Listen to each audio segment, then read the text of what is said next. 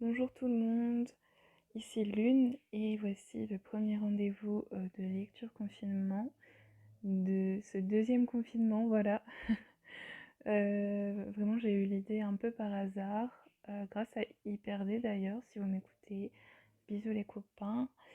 Et du coup je me suis dit que ça pouvait être sympa de faire une petite lecture pour des personnes peut-être qui sont stressés par le confinement, etc.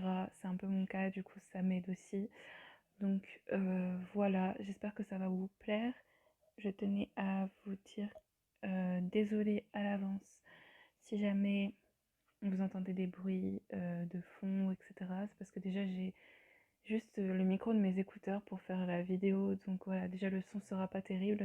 Je suis désolée d'avance, j'ai pas trop le matériel. Et aussi, du coup, il y a mes parents qui sont dans le salon, etc. Donc, j'ai pas vraiment de moment où je peux enregistrer, où ils sont pas là. Donc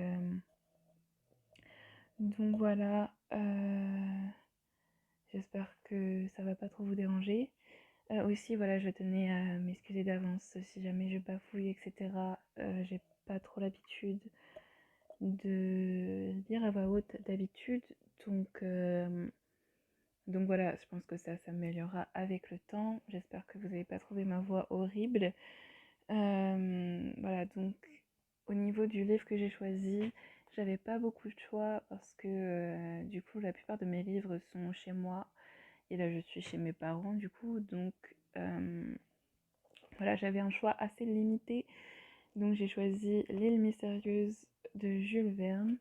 J'espère que ça va vous plaire et nous commençons tout de suite avec la première partie qui s'intitule Les naufragés de l'air et ça va être le chapitre 1. Remontons-nous? Non, au contraire, nous descendons. Pis que cela, monsieur Cyrus, nous tombons. Pour Dieu, jetez du lest? Voilà le dernier sac vidé. Le ballon se relève-t-il? Non. J'entends comme un clapotement de vagues. La mer est sous la nacelle. Elle ne doit pas être à 500 pieds de nous. Alors une voix puissante déchira l'air, et ces mots retentirent. Dehors tout ce qui pèse, tout, et à la grâce de Dieu. Telles sont les paroles qui éclataient en l'air, au-dessus de ce vaste désert d'eau du Pacifique, vers 4 heures du soir, dans la journée du 23 mars 1865. Personne n'a sans doute oublié le terrible coup de vent de nord-est qui se déchaîna au milieu de l'équinoxe de cette année, et pendant lequel le baromètre tomba à 710 millimètres. Ce fut un ouragan, sans intermittence, qui dura du 18 au 26 mars. Les ravages qu'il produisit furent immenses en Amérique, en Europe, en Asie, sur une zone large de 1800 miles qui se dessinait obliquement à l'équateur, depuis le 35e parallèle nord jusqu'au 40e parallèle sud. Villes renversées, forêts déracinées, rivages dévastés par des montagnes d'eau qui se précipitaient comme des mascarets, navires jetés à la côte, que les relevés du Bureau Veritas chiffrèrent par centaines, territoires entiers nivelés par des trombes qui broyaient tout sur leur passage, plusieurs milliers de personnes écrasées sur terre ou englouties en mer, tels furent les témoignages de sa fureur, qui furent laissés après lui par ce formidable ouragan. Il dépassait en désastre ceux qui ravagèrent si épouvantablement la Havane et la Guadeloupe, l'un le 25 octobre 1810, l'autre le 26 juillet 1825. Or, au moment même où tant de catastrophes s'accomplissaient sur terre et sur mer, un drame, non moins saisissant, se jouait dans les airs bouleversés. En effet, un ballon, porté comme une boule au sommet d'une trombe, et pris dans le mouvement giratoire de la colonne d'air, parcourait l'espace avec une vitesse de 90 miles à l'heure, en tournant sur lui-même comme s'il eût été saisi par quelque maelstrom aérien. Au-dessous de l'appendice inférieur de ce ballon oscillait une nacelle qui contenait 5 passagers, à peine visibles au milieu de ces épaisses vapeurs mêlées d'eau pulvérisée qui traînait jusqu'à la surface de l'océan. D'où venait cet aérostat, véritable jouet de l'effroyable tempête? De quel point du monde s'était-il élancé? Il n'avait évidemment pas pu partir pendant l'ouragan. Or, l'ouragan durait depuis 5 jours déjà, et ses premiers symptômes s'étaient manifestés le 18. On eût donc été fondé à croire que ce ballon venait de très loin, car il n'avait pas pu franchir moins de 2 miles par 24 heures. En tout cas, les passagers n'avaient pu avoir à leur disposition aucun moyen d'estimer la route parcourue depuis leur départ, car tout point de repère leur manquait. Il devait même se produire ce fait curieux, qu'emportés au milieu de violence de la tempête, ils ne les subissaient pas. Ils se déplaçaient, ils tournaient sur eux-mêmes, sans rien ressentir de cette rotation, ni de leur déplacement dans le sens horizontal. Leurs yeux ne pouvaient percer l'épais brouillard qui s'amoncelait sous la nacelle. Autour d'eux, tout était brume. Telle était l'opacité des nuages, qu'ils n'auraient pu dire s'il faisait jour ou nuit. Aucun reflet de la lumière, aucun bruit des terres habitées, aucun mugissement de l'océan n'avait pu parvenir jusqu'à eux dans cette immensité obscure, tant qu'ils étaient tenus dans les hautes zones. Leur rapide descente avait seule pu leur donner connaissance des dangers qu'ils couraient au-dessus des flots. Cependant, le ballon, délesté de lourds objets, tels que munitions, armes, provisions, s'était relevé dans les couches supérieures de l'atmosphère, à une hauteur de 4 miles, 500 pieds. Les passagers, après avoir reconnu que la mer était sous la nacelle, trouvant les dangers moins redoutables en haut qu'en bas, n'avaient pas hésité à jeter par-dessus le bord les objets même les plus utiles, et ils cherchaient à ne plus rien perdre de ce fluide, de cette âme de leur appareil qui les soutenait au-dessus de l'abîme. La nuit se passa au milieu d'inquiétudes qui auraient été mortelles pour des âmes moins énergiques. Puis le jour reparut et, avec le jour, l'ouragan marqua une tendance à se modérer. Dès le début de cette journée du 24 mars, il y eut quelques symptômes d'apaisement. À l'aube, les nuages, plus vésiculaires, étaient remontés dans les hauteurs du ciel. En quelques heures, la trombe s'évasa et se rompit. Le vent de l'état d'ouragan passa au grand frais, c'est-à-dire que la vitesse de translation des couches atmosphériques diminua de moitié. C'était encore ce que les marins appelaient une brise à 3 ris. Mais l'amélioration dans le trouble des éléments n'en fut pas moins considérable. Vers 11 heures, la partie inférieure de l'air s'était sensiblement nettoyée. L'atmosphère dégageait cette limpidité humide qui se sent même après le passage des grands météores. Il ne semblait pas que l'ouragan fût allé plus loin dans l'ouest. Il paraissait s'être tué lui-même. Peut-être s'était-il écoulé en nappe électrique après la rupture de la trombe, ainsi qu'il arrive quelquefois au typhon de l'océan Indien. Mais, vers cette heure-là aussi, on eût pu constater, de nouveau, que le ballon s'abaissait lentement, par un mouvement continu, dans les couches inférieures de l'air. Il semblait même qu'il se dégonflait peu à peu, et que son enveloppe s'allongeait en se distendant, passant de la forme sphérique à la forme ovoïde.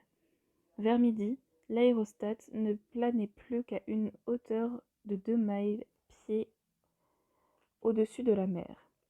Il jaugeait 50 miles pieds cubes et, grâce à sa capacité, il avait évidemment pu se maintenir longtemps dans l'air, soit qu'il eût atteint de grandes altitudes, soit qu'il se fût déplacé suivant une direction horizontale.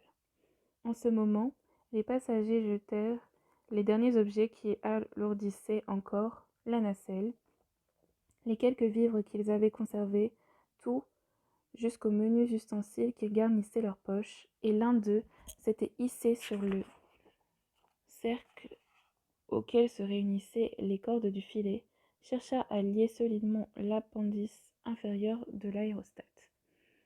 Il était évident que les passagers ne pouvaient plus maintenir le ballon dans les zones élevées et que le gaz leur manquait. Ils étaient donc perdus. En effet, ce n'était ni un continent, ni même une île qui s'étendait au-dessous d'eux. L'espace n'offrait pas un seul point d'atterrissement, pas une surface solide sur laquelle leur ancre pût mordre.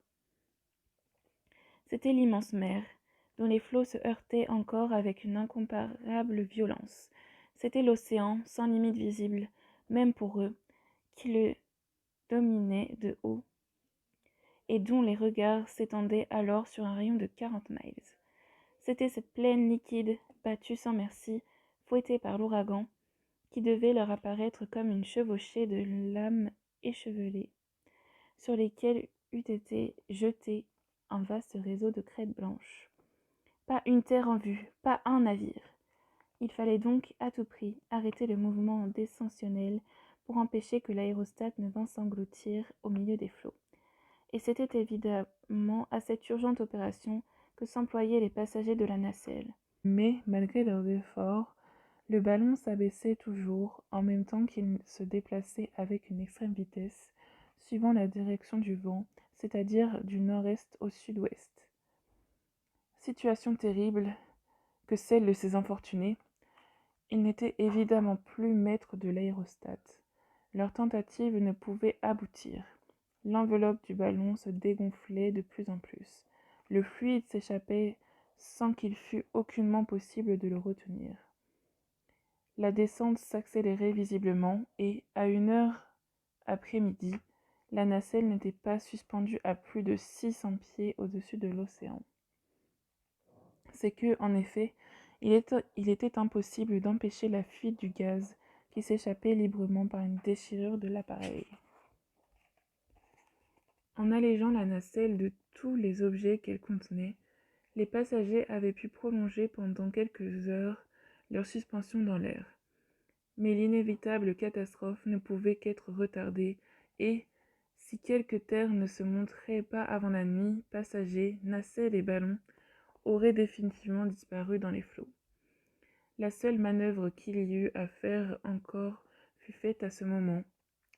Les passagers de l'aérostat étaient évidemment des gens énergiques et qui savaient regarder la mort en face.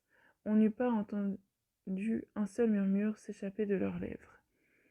Ils étaient décidés à lutter jusqu'à la dernière seconde, à tout faire pour retarder leur chute. La nacelle n'était qu'une sorte de caisse d'osier, impropre à flotter, et il n'y avait aucune possibilité de la maintenir à la surface de la mer si elle y tombait.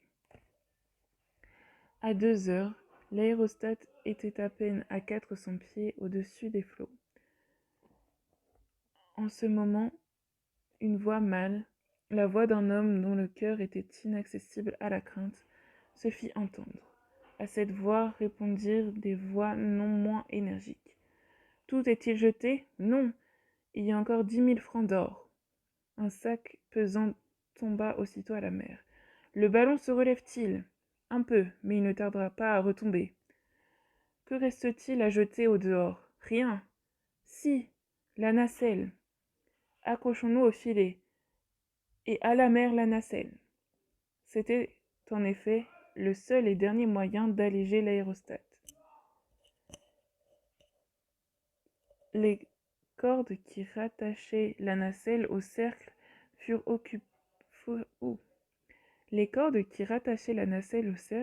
coupées et l'aérostat, après sa chute, remonta de 2000 pieds. Les 5 passagers s'étaient hissés dans le filet, au-dessus du cercle, et se tenaient dans le réseau des mailles, regardant l'abîme. On sait de quelle sensibilité statique sont doués les aérostats. Il suffit de jeter l'objet le plus léger pour provoquer un déplacement dans le sens vertical. L'appareil, flottant dans l'air, se comporte comme une balance d'une justesse mathématique. On comprend donc que, lorsqu'il est délesté d'un poids relativement considérable, son déplacement soit important et brusque. C'est ce qui arriva dans cette occasion.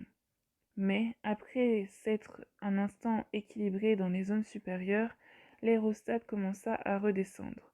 le gaz fuyait par la déchirure, qu'il était impossible de réparer. Les passagers avaient fait tout ce qu'ils pouvaient faire. Aucun moyen humain ne pouvait les sauver désormais. Ils n'avaient plus à compter que sur l'aide de Dieu. À 4 heures, le ballon n'était plus qu'à 500 pieds de la surface des eaux. Un aboiement sonore se fit entendre. Un chien accompagnait les passagers et se tenait accroché près de son maître dans les mailles du filet. « Top a vu quelque chose !» s'écria l'un des passagers. Puis, aussitôt, une voix forte se fit entendre. « Terre! Terre !»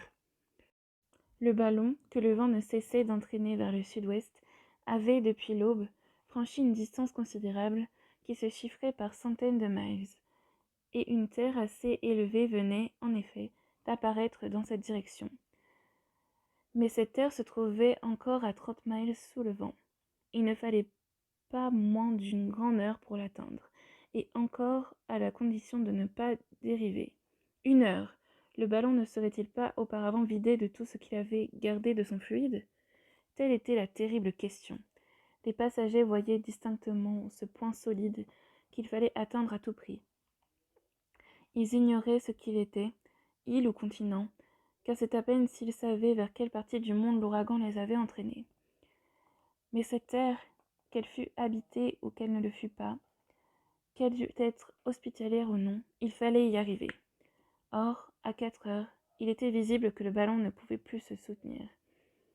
Il rasait la surface de la mer. Déjà, la crête des énormes lames avait plusieurs fois léché le bas du filet, l'alourdissant encore, et l'aérostat ne se soulevait plus qu'à demi, comme un oiseau qui a du plomb dans l'aile. Une demi-heure plus tard, la terre n'était plus qu'à 1 mille, mais le ballon, épuisé, flasque, distendu, chiffonné en gros plis, ne conservait plus de gaz que dans sa partie supérieure. Les passagers, accrochés au filet, pesaient encore trop pour lui, et bientôt, à demi plongés dans la mer, ils furent battus par les lames furieuses. L'enveloppe de l'aérostat fit poche alors, et le vent s'engouffrant, le poussa comme un navire vent arrière. Peut-être accosterait-il ainsi la côte. Or, il n'en était qu'à 2 encablures, quand des cris terribles sortis de 4 poitrines à la fois retentirent. Le ballon, qui semblait ne plus devoir se relever, venait de refaire encore un bond inattendu, après avoir été frappé d'un formidable coup de mer. Comme s'il eût été délesté subitement d'une nouvelle partie de son poids, il remonta à une hauteur de 1500 pieds, et là il rencontra une sorte de remous de vent qui, au lieu de le porter directement à la côte, lui fit suivre une direction presque parallèle.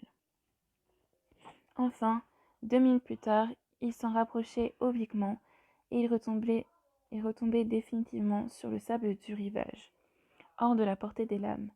Les passagers, s'aidant les uns les autres, parvinrent à se dégager des mailles du filet.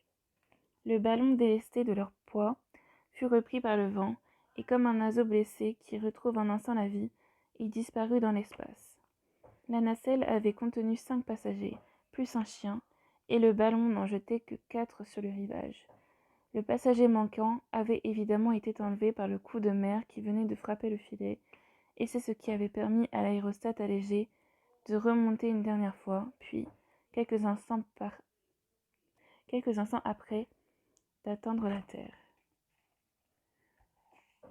À peine les 4 naufragés, on peut leur donner ce nom, avaient pris pied sur le sol que tous, songeant à l'absent, s'écriaient. « Il essaye peut-être d'aborder à la nage. Sauvons-le, sauvons-le !»